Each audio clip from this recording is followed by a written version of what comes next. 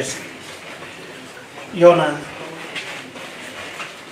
I wish to agree with my learned counsel from the DPP that the term abduction is a legal term that ought to be used in the technical sense that it means, and particularly for purposes of judicial proceedings.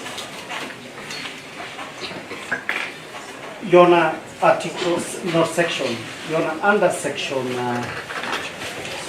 250,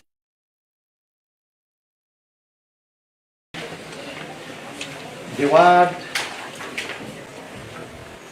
abduction or the offense of abduction is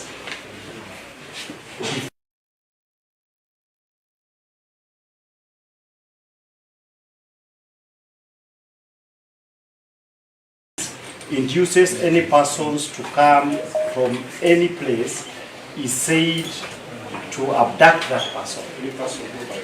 Any person who by force compels, that's the first part, or by deceitful means induces any persons to go from any place,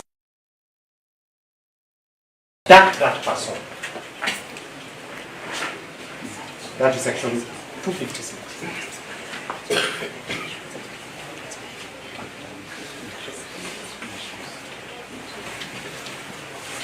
In the circumstances of this case, we are relying on the first part, the use of force,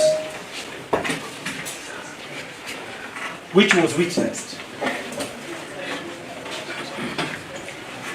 during the so-called rearrest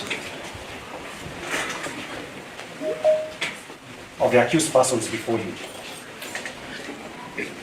There was force used to get them from the courts and now to present them before this court.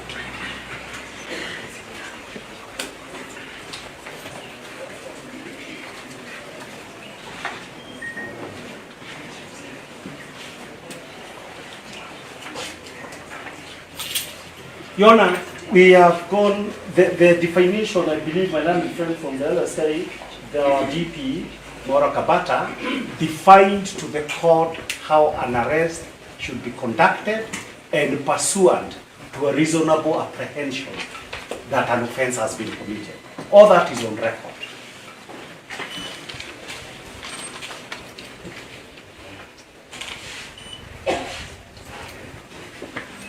The point that requires emphasis is that the accused persons had been, let's assume they had been lawfully arrested. They had been lawfully arrested, but in the course of processing bail, pursuant to court orders, they were grabbed from the registry while processing bail.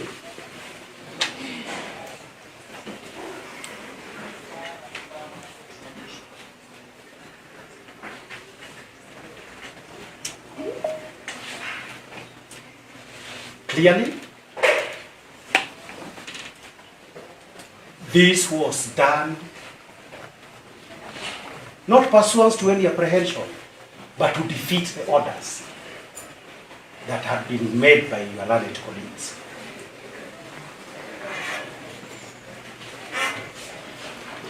You can say there is nothing technical that can be able to enable any person using common sense and blessed with reasons by the Almighty God to interpret it any other way. That you are grabbed from the court registry to defeat the orders of the court setting them free on board.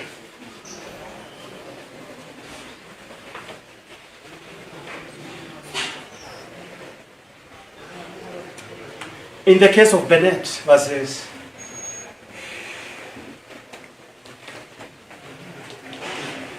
the Hospital Roads Magistrates Court, the issue was precisely that if you ought to have brought Bennett from South Africa pursuant to an extradition order. And that order was not there. The court actually said, we cannot allow people to be tried in English courts. People who have actually been abducted. Actually, the truth of the matter in Bennett's case, the discharge was on the basis that he was abducted.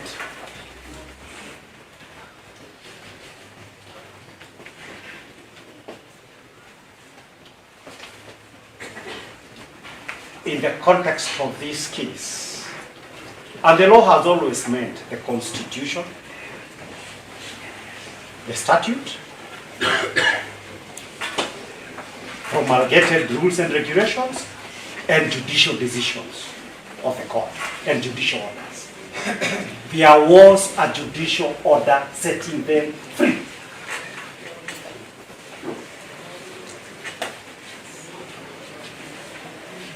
Over the same facts, the prosecution, I was waiting for that. The prosecution, I concede, if these two accused persons had committed terrorism act in Mandera, and Garissa, where this terrorism is actually perpetrated, it would have been a different ballgame. But it was the same offenses, the same set of facts. So the courts had said that there is no basis why your rights under Article 49 should be derogated, because that was the issue.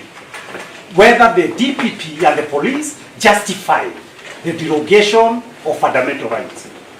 Those magistrates say there were no grounds for derogating their rights and to ensure that they were further detained. Accordingly, any attempt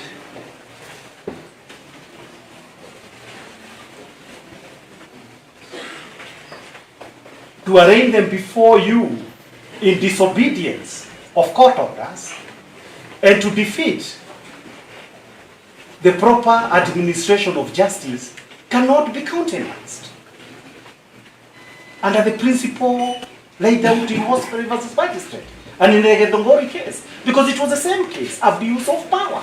Abuse of power cannot be countenanced, cannot be tolerated.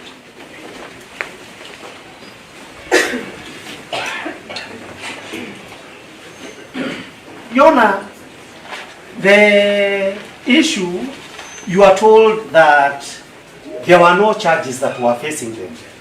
But you would read all the affidavit. And that is a specific argument that was made both in Kiambu and Roiro, where I was there myself.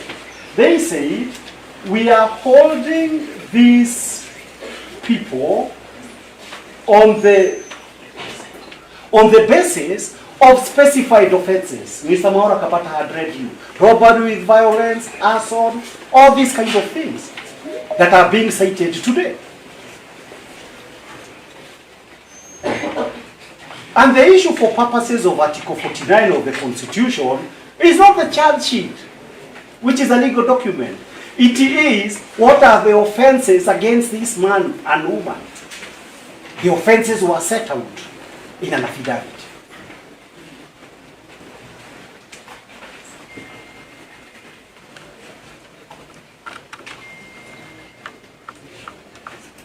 So when today you are told we have a charge sheet specifying a terrorism act, this is a fiction used to justify disobedience of the law and to justify abuse of power. Because if it is permitted to proceed as such, and that is a bigger question, the courts would effectively have lost control over the persons brought before it for purposes of any prosecution. Your Honor, you are referred to certain provisions of the law. There is this issue that has repeatedly, you've been told, oh, we are seeking judicial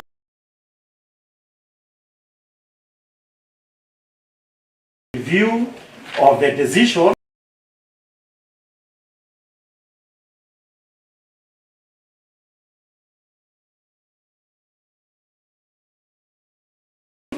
to charge that has been made by the DPP.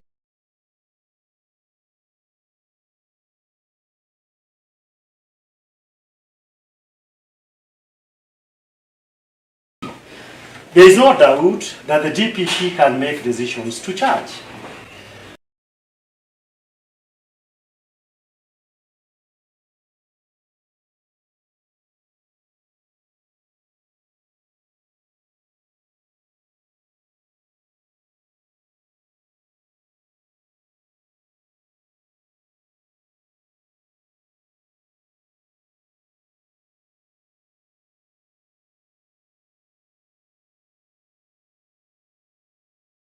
You must be satisfied